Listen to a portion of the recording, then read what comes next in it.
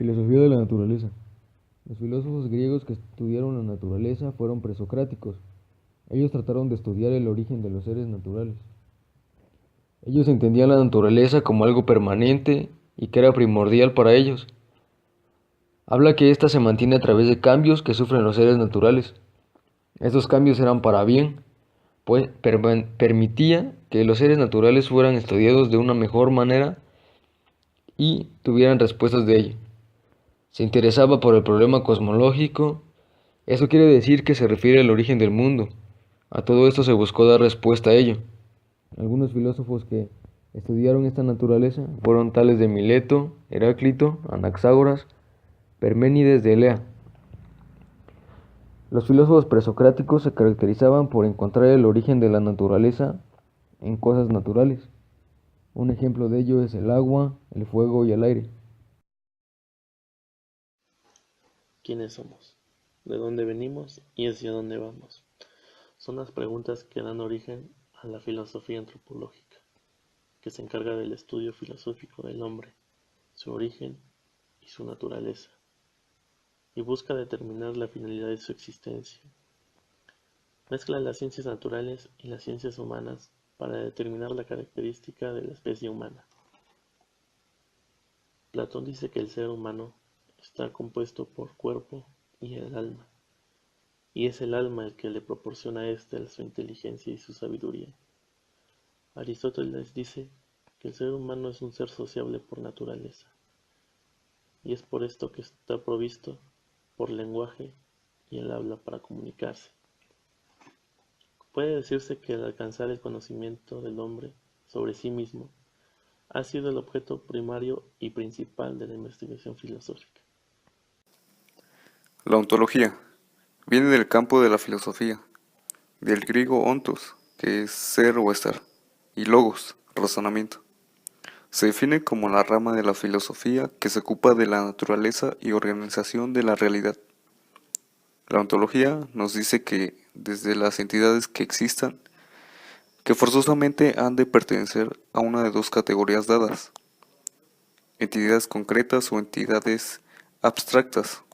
Por ejemplo, los conceptos o conjuntos de números a menudo son interpretadas como entidades abstractas, mientras que astros, ríos, montañas o personas son interpretadas como entidades concretas.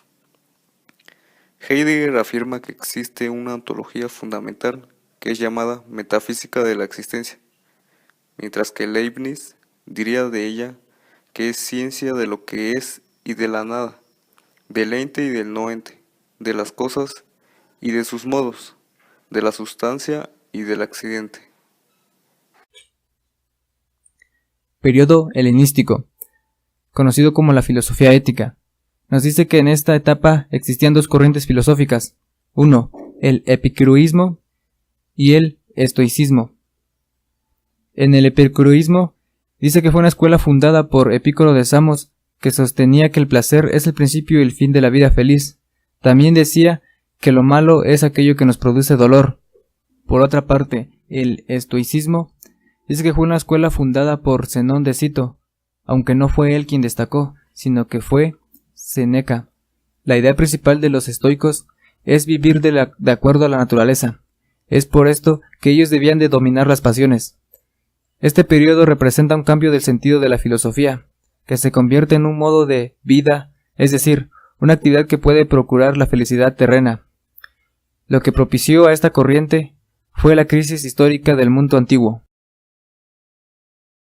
Filosofía neoplatónica, neoplatonismo alejandrino. En la Alejandría del siglo III, en el contexto intelectual del helenismo tardío de la época romana, se definió un sistema filosófico que se enseñaba en diferentes escuelas hasta el siglo VI.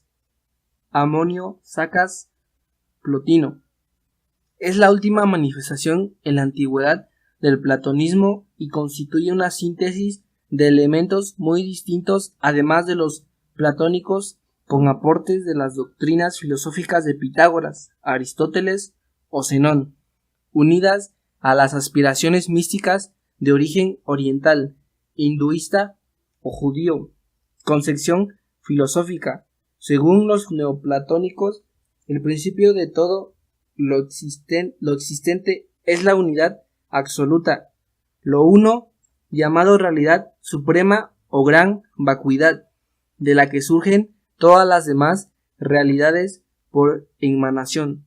El primer emanado del uno es el logos, llamado también verbo o inteligencia, que contiene las ideas de las cosas posibles.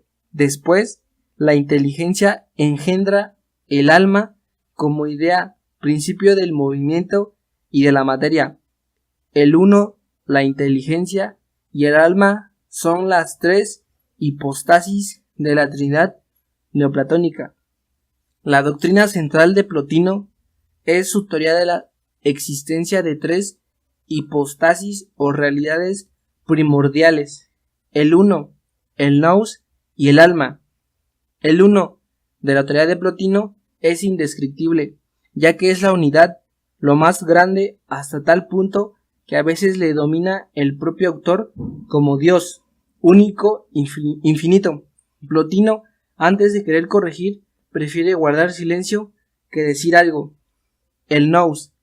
La siguiente realidad o hipostasis es el nous. No hay una traducción adecuada de este término, pero algunos autores lo identifican con espíritu, mientras que otros prefieren hablar de inteligencia, mas esta vez no con un sentido místico, sino intelectual. La explicación del nous por Plotino parte de la semejanza entre el sol y la luz. El uno sería como el sol y la luz como el nous. La función del nous como luz es la de que el uno pueda verse a sí mismo, pero es imagen del uno, es la puerta por la que es posible ver el uno. Plotino afirma que es posible observar el nous simplemente aplicando la mente en dirección opuesta a los sentidos. Tercero, el alma. La tercera realidad o hipostasis es el alma, la cual es de naturaleza doble. En un extremo está ligada al nous y tira de él. En el otro extremo se asocia con el mundo de los sentidos, del cual es creadora. Por tanto, Plotino considera a la naturaleza como el resultado de una procesión que va hacia abajo desde el alma. Para adquirir la gnosis, conocimiento, el ser engendrado se esfuerza por ascender hacia la perfección de que emana. Todo viene del bien y tiene hacia el bien. Para que el alma se una al primer principio, es preciso que supere el pensamiento y que por el éxtasis se confunda con Dios y pierda toda conciencia de sí misma. Plotino estaba convencido de haber llegado 2 o 3 veces en su vida a esta unión íntima con las más altas hipostasis.